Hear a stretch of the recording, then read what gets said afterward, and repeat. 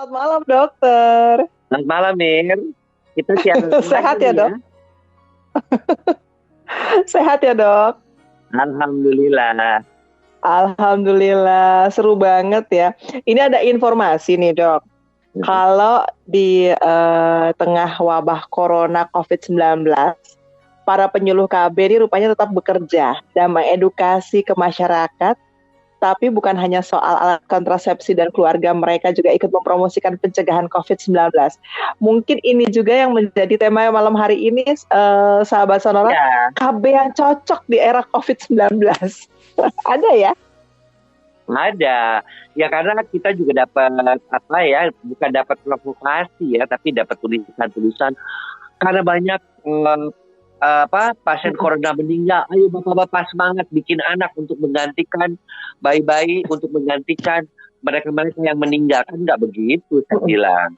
Apalagi kan hamil di saat pandemi corona ini kan nggak bagus. Artinya baik si ibu maupun si bayinya terancam infeksi corona, dan kita nggak tahu ya bayi-bayi yang dengan ibu positif corona tuh nanti melahirkannya seperti apa kondisi bayinya. Oh gitu. Makanya ada saat-saat yang pas ya.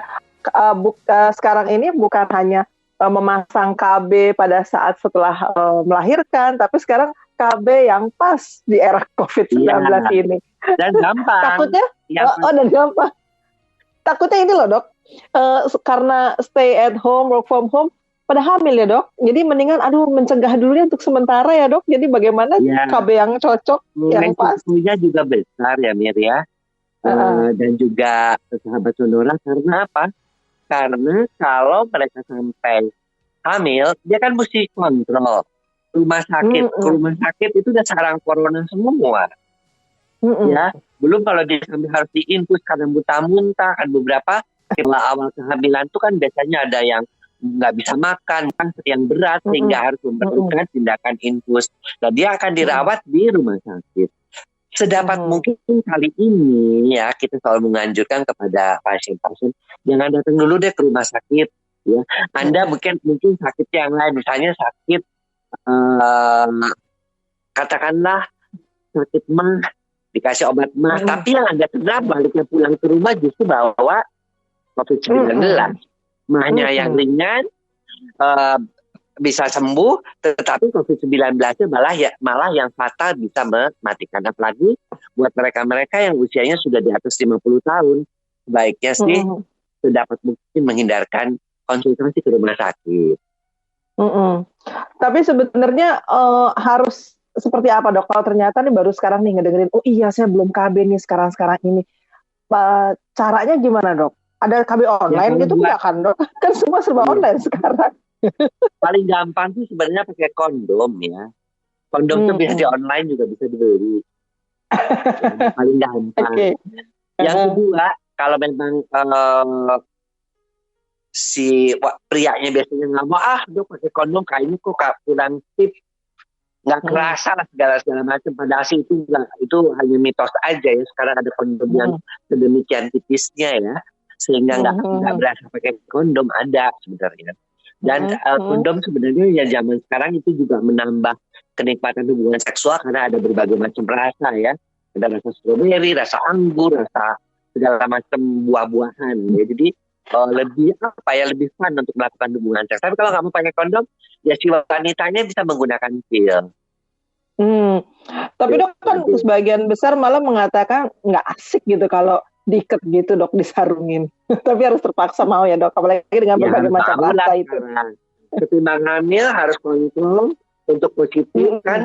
Kita juga berpikir juga nih di era corona begini nih harus bolak-balik ke rumah sakit, periksa laboratorium, palingnya kan kalau hamil periksa laboratorium, periksa tokso, rubella, periksa HB, ya kan, kemudian juga nanti kontrol USG dan sebagainya. Itu kan semua menambah risiko terkena virus corona, tertular virus corona.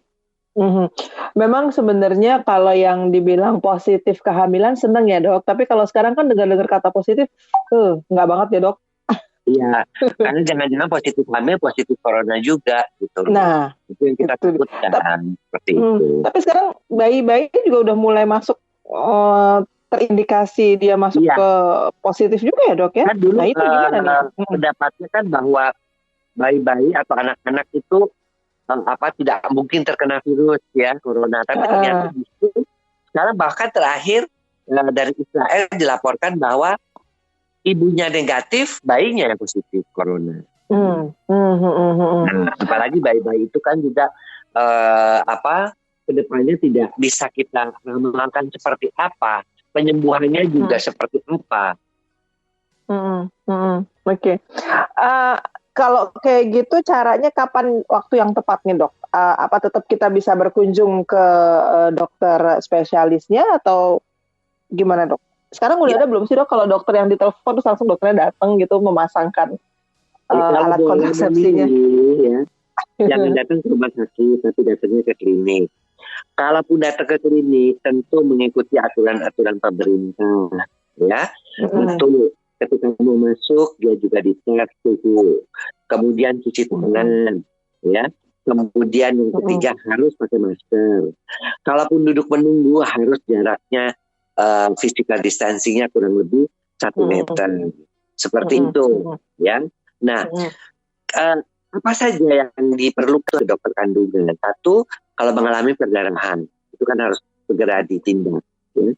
Atau mengalami kegawatan daripada janin, misalnya janinnya sudah tidak bergerak, ya, tiba-tiba tidak bergerak, atau misalnya mengalami kejang-kejang, si ibunya tekanan darahnya tingginya tiba-tiba naik ke eklamsi, ya, kemudian pasiennya tidak kejang, kemudian mules sebelum waktunya, mules terus jadi takutnya kita persalinan prematur, itu juga harus tetap datang ke dokter. Itu beberapa emergency.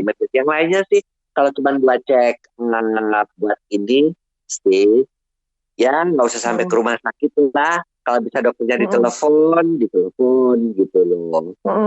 Bener, ditelepon aja apa segala macam. Kok ini udah agak-agak telat, harusnya seperti apa. Tapi selama ini dokter masih ini ya dok, masih ada pasien yang tetap konsultasi sama dokter, ya, walaupun mungkin dipersempit jam ini.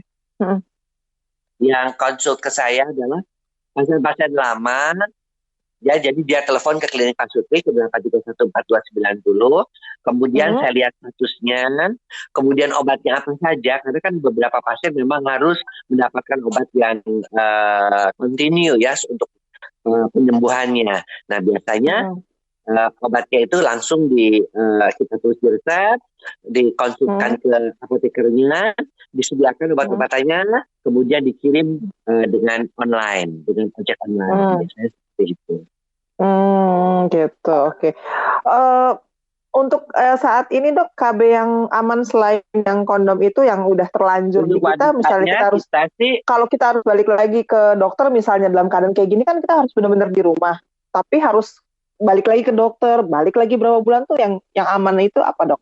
Yang paling aman sih pil sebenarnya kalau untuk kondisi ini ya, atau yang sudah pakai IUD ya nggak usah dilepas IUD-nya.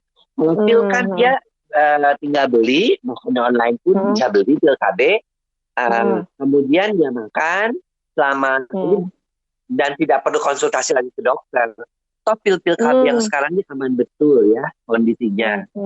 Kecuali kalau misalnya si wanita itu punya penyakit serius seperti misalnya hipertensi, nah itu harus konsul ke dokter memang. Tapi kalau selama pasiennya sehat-sehat saja, ya tinggal beli pilnya, minum sesuai dengan aturannya ada ditulis misalnya di situ sehari 1, otomatis ya si pasiennya juga bisa terhindar dari kehamilan selama 1 bulan itu. Kalau pilnya kan dikasih biasanya 1 bulan seperti itu. Berarti yang saat ini KB yang dianjurkan dan yang benar-benar aman di saat pandemi COVID ini adalah pil untuk yang diminum dan juga untuk prianya kondom, gitu ya dok ya? Jadi kita rekomend ya. IUD juga sebenarnya, tapi kalau IUD harus dipasang dulu. Iya. Nah kalau untuk suntik-suntik gitu dok, misalnya dia udah terlanjur suntik sebelum kejadian ini dok, tapi harus suntik lagi 6 bulan kemudian atau apa tuh gimana? Kalau bisa sih nggak usah diganti dengan pil KB aja, nggak usah dia datang. Pokoknya upayakan seminimal mungkin kita datang ke rumah sakit. Rumah sakit ya. Kalau klinik masih lebih jauh lebih aman ketimbang rumah sakit. Kedua, bahwa rumah sakit juga kalau khusus ibu dan anak jauh lebih aman dibanding rumah sakit umum. Gitu. Jadi kita cari yang paling aman deh. Kalau di derajat yang paling membahayakan adalah rumah sakit rujukan COVID-19. Ya. Kedua, rumah sakit yang lebih rendah kemungkinan infeksinya rumah sakit umum biasa yang bukan rujukan COVID-19. Kemudian yang ketiga adalah yang lebih rendah lagi kemungkinan infeksinya adalah rumah sakit ibu dan anak. Kemudian yang keempat yang lebih rendah lagi kemungkinan terinfeksinya adalah rumah sakit klinik kebidanan. Ya, klinik tempat praktek. Meskipun di situ pun tetap kita melakukan semua anjuran-anjuran yang dilakukan pemerintah seperti cuci tangan, dan termometer, kemudian juga menggunakan pasien yang menggunakan masker, kemudian duduknya menunggunya juga harus ada jarak kurang lebih 1 meter sampai 1,5 meter untuk social distancing.